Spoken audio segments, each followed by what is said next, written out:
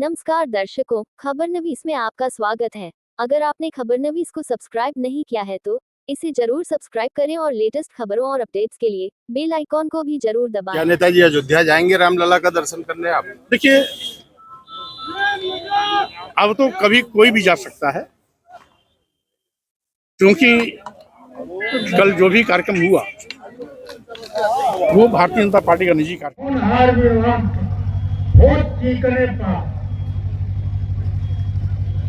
कर्पूरी ठाकुर जी एक जाति के नेता नहीं, बल्कि उन सारे लोग जो हजारों साल से सम्मान और अधिकार से वंचित रहे, पहचान से वंचित रहे, जिनको जानवर की शक्ल में तथाकथित बुद्धिमान लोग देखा करते थे, व्यवहार करते थे, उस जमात के नेता स्वर्गीय कर्पूरी ठाकुर जी रहे। पर चर्चा न हो।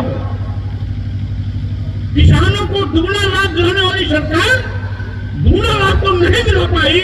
अलबत्ते जब किसानों के खेत में उत्पाद तैयार होता है तो सरकारी क्रेडिट नदारद होते हैं। किसानों को बिचौलियों के माध्यम से अपना उत्पाद बेचना पड़ता है। किसान इस पर बहस न करे, इसलिए लाओ प्राण प्रतिष्ठा पर सबको अटकाओ।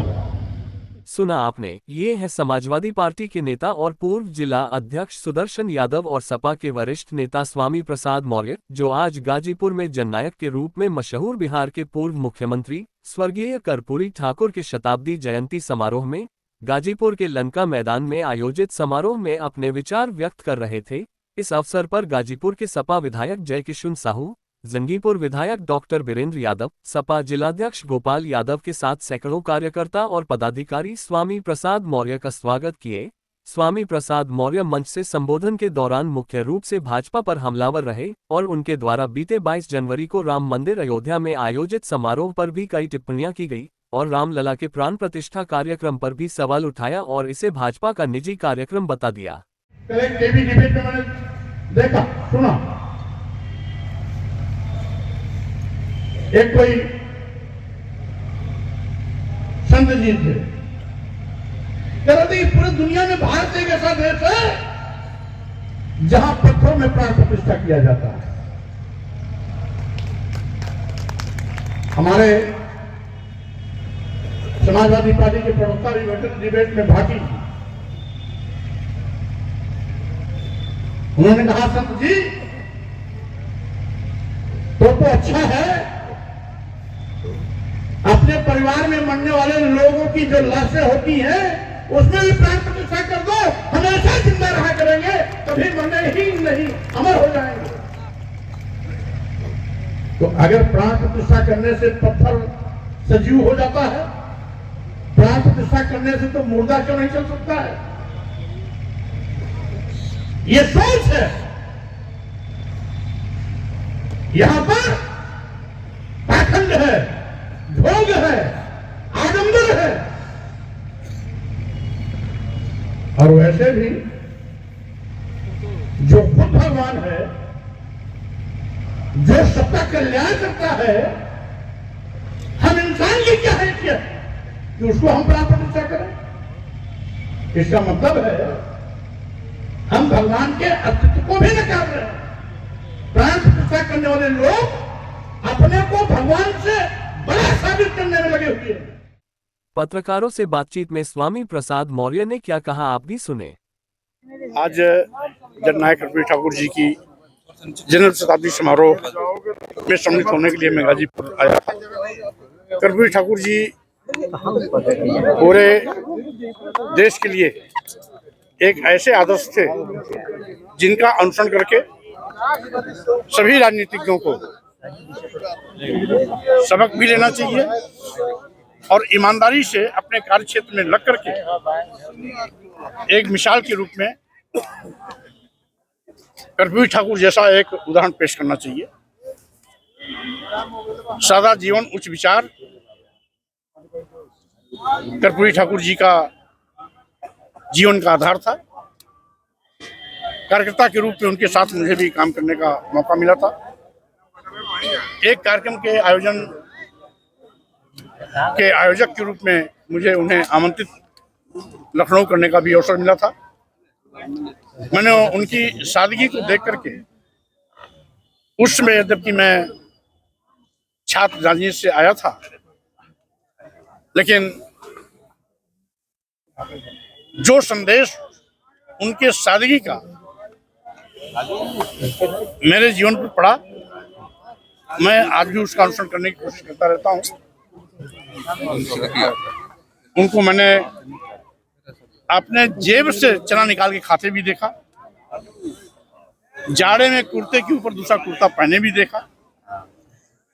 मुख्यमंत्री जैसे महत्वपूर्ण पद पर रहने के बावजूद भी उसमें कोई कोट ना होना, कोई सदरी ना होना, वो अपने आप में उनकी सादगी का एक जीता जागता नमूना था। तो आज ऐसे महान नेता जननायक कर्पूरी ठाकुर जी को जन्म शताब्दी के अवसर पर मैं उन्हें कोट कोट नमन करता हूँ, श्रद्धासुमन भी अर्पित करता हूँ। क्या नेताजी अयोध्या जाएंगे रामलला का दर्शन करने आप? देखिए, अब तो कभी कोई भी जा सकता है, क्योंकि कल जो भी कार्यक्रम हुआ वो भारतीय जनता पार्टी का निजी कार्यक्रम था। इसीलिए सभी राजनीतिक पार्टी के नेताओं ने उससे दूरी बनाई थी। थोड़ा इधर करो। अब तो आम जनता भी जा सकती है और अन्य सभी लोग जा सकते हैं, तो कोई रोक टोक भी नहीं। स्वामी जी अभी आपने कहा एक कि पत्थर में लोग प्राण प्रतिष्ठा कर देते हैं, तो ये क्या था? जो भगवान के रूप में स्थापित है और भगवान सबका भला करता, सबका कल्याण करता है, उसके अंदर हम प्राण प्रतिष्ठा करने वाले कौन? कल के कार्यक्रम को किस तरह से देखते हैं? वो भारतीय जनता पार्टी का केवल राजनीतिक ड्रामा था, इसके सिवाय कुछ नहीं था। अगर वो धार्मिक अनुष्ठान होता तो चारों शंकराचार्य में कोई न कोई शंकराचार्य वहां होता। भारतीय जनता पार्टी, विश्व हिंदू परिषद, आरएसएस के अलावा अन्य राजनीतिक पार्टी के लोग भी होते। इसका मतलब है वो निहायत रूप से भारतीय जनता पार्टी दूसरों को डिस्टर्ब करवा केवल मोदी जी के लिए आयोजित किया गया था, भगवान रामलला के नहीं।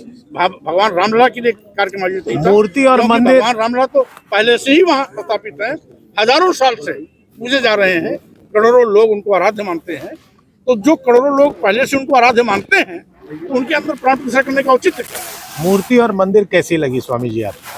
देखिए, अभी तो आधी अधूरी मंदिर ही है, और शंकराचार्यों का विरोध भी इसी बिना पर था कि आधे अधूरे मंदिर में प्राण प्रतिष्ठा करने का कोई औचित्य नहीं है, ये अमंगलकारी है। एक राजनीतिक सवाल, इंडिया गठबंधन में मायावती जी ने मना कर दिया आने से, और आपके नेता को उन्होंने एक वाक्य बोला, तो उस पे आपका क्या कहना है? आप पुराने बसपा से। देखिए, समाजवादी पार्टी के नेता अखिलेश यादव जी ने पहले भी बहन मायावती जी का सम्मान किया, आज भी उनका सम्मान कर रहे हैं, आगे भी सम्मान करते रहेंगे।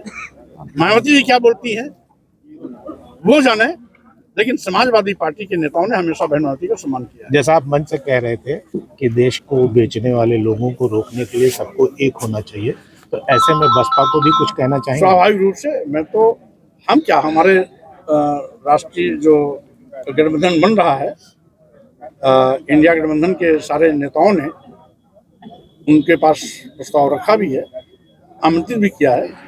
इंडिया गठबंधन के दरवाजे सबके लिए खुले भी हैं। क्यों नहीं आ रही? मायावती जी आएंगी तो स्वागत। क्यों नहीं आ रही, क्या लगता है? अब इसका जवाब तो बहन मायावती दे सकती है। Thank you. अगर आपने खबरनवीस को सब्सक्राइब नहीं किया है तो इसे जरूर सब्सक्राइब करें और लेटेस्ट खबरों और अपडेट्स के लिए बेल आइकॉन को भी जरूर दबाएं।